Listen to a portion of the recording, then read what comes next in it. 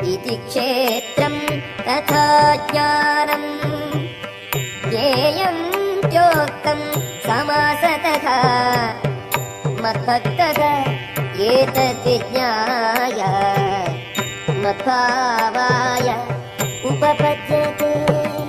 ఈ విధముగా క్షేత్రము జ్ఞానము తెలుసుకొనదగిన దానిని గుర్చి నాచే సంక్షేపముగా చెప్పబడినది.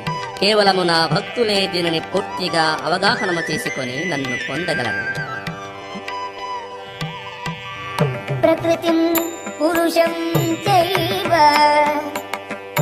విద్యనాది ఉభావపి వికారాంశ్చ గుణాంశ్చైవ విద్ధి ప్రకృతి సంభవాన్. జీవులు మరియు భౌతిక ప్రకృతి రెండును అనాదివని తెలుసుకొనవలెను.